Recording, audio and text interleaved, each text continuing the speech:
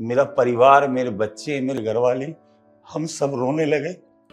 देखो भाई, सब रोने की बात भी है, छोटे छोटे बच्चे हैं, कौन किसका होता है। And after 10-12 hours of the surgery patient walk कर रहे थे, जो कि बहुत रिमार्केबल होता है इस सर्जरी के बाद, स्पेशली कंसिडरिंग द फैक्ट। मैं क्या कहूँ, इतना अच्छा कि मेरी जान भी मैं उन्हें दे दूं तो मेरे पे एहसान नहीं उतरेगा, उनका पैसा तो कुछ भी नहीं होगा।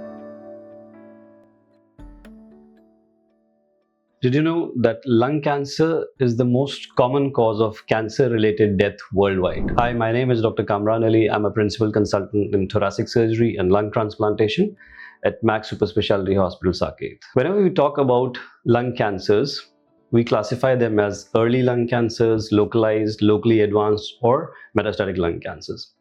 When we put them into these groups, we are looking at three parameters. First, is the size of the tumor in terms of centimeters, as in how big is the tumor. Second is the involvement of any chest lymph nodes around the lungs, around the airways, or around the blood vessels. And third, whether the tumor has spread to anywhere else in the body, like in cases of lung cancer to the adrenals or to the bones or to the brain. Whenever we talk about early stage or stage 1A lung cancer, we are talking of a lung cancer that is less than 3 centimeters in size and has not spread to the lymph nodes and has not metastasized anywhere else in the body. Often because of their small size, these lung cancers, which are early, are asymptomatic. They're usually picked up in routine health checkup done for some other disease, or during a pre-anesthetic checkup done for a surgery, or a pre-employment checkup done before joining a job. If they present with some symptoms, the symptoms commonly are a cough that lasts 3 weeks or more, a cough that does not get better, or sometimes with hemoptysis, which means coughing out blood. Why we are so focused on early lung cancers is because if detected early, the chances of cure are very, very great. So when we talk in terms of tumor size, tumors which are between 2 to 3 centimeters have a 5-year survival of close to 70%, which means 70% or more people would be living cancer-free 5 years or beyond. When the tumor is between 1 to 2 centimeters, the survival is close to 80%. And when the tumor is less than 1 centimeter, which is a surgeon's dream, the survival is more than 90%. The gold standard treatment for early stage lung cancer is surgery. In surgery, we have to remove the part of the lung which has the cancer, also the lymph nodes that are around the lung. So standard of care these days is minimally invasive lung cancer surgery, which is done by two modalities. One is known as video-assisted thoracoscopic surgery, in which we put a specialized camera and a few specialized instruments in the chest and remove the affected lobe and the lymph nodes. And the second one is called a robotic thoracic surgery, wherein we do the same steps as we do with video-assisted thoracoscopic surgery, but with the help of a robot docked on the side of the patient chest. So if you're a person who is 55 years or more, is currently smoking or has smoked and has a smoking pack history of more than 20 years, please get yourself screened for lung cancer, because if detected early, surgery can cure you of your disease.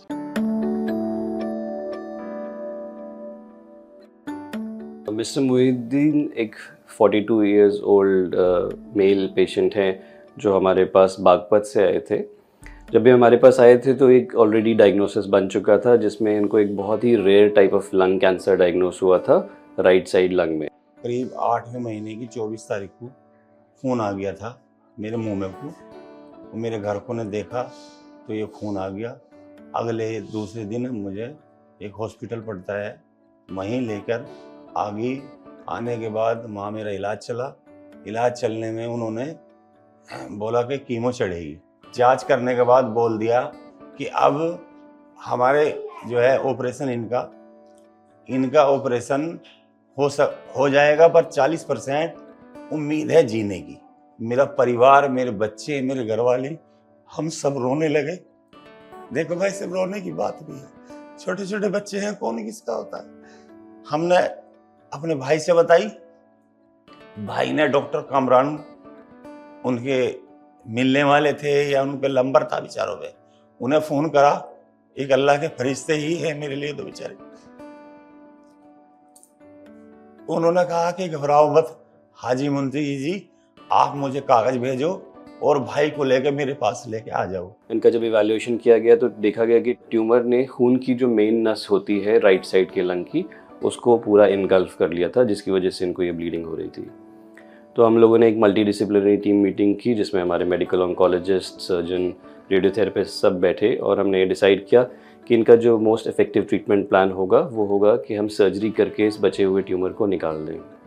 Unfortunately इनकी surgery थोड़ी tricky थी, क्योंकि इनका tumour right lung की main खून की नस को इन्वॉल्व कर रहा था। तो इसका मतलब होता है कि आपको पूरा राइट लंग निकालना पड़ता है। उनकी सर्जरी के लिए फ़िटनेस को देखा गया कि क्या एक लंग निकालने के बाद इनकी लाइफ पे कुछ असर पड़ेगा या नहीं। हमारे सारे एवैल्यूएशन में ये फिट आए। उन्होंने बेचारों ने हमें एक दिन रखी, अगले दिन हमें जो जांच भी थी हमारी वो करके कह दिया अगले दिन ऑपरेशन हो जाएगा। सर्जरी की गई, जिसमें हमने इनका राइट लंग कम्प्लीटली निकाल दिया, जिसमें साथ में ट्यूमर भी निकल गया। सर्जरी के विद इन 7-8 आवर्स पेशेंट बिस्तर से बाहर आ चुके थे, चेयर में बैठे हुए थे, and after 10-12 hours of the surgery patient walk कर रहे थे, जो कि बहुत रिमार्केबल होता है इस सर्जरी के बाद, स्पेशली कंसिडरिंग द फैक्ट कि एक लंग अब बॉडी से निकल चुका है।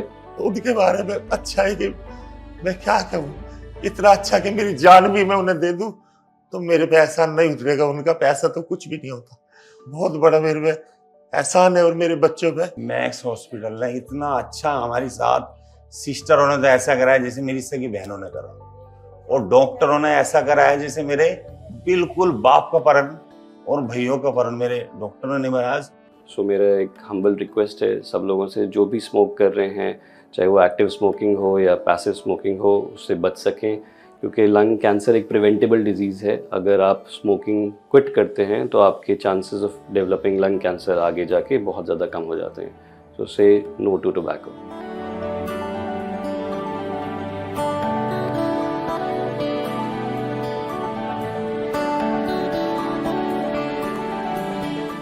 Subscribe to our YouTube channel and press the bell icon to get the latest healthcare updates.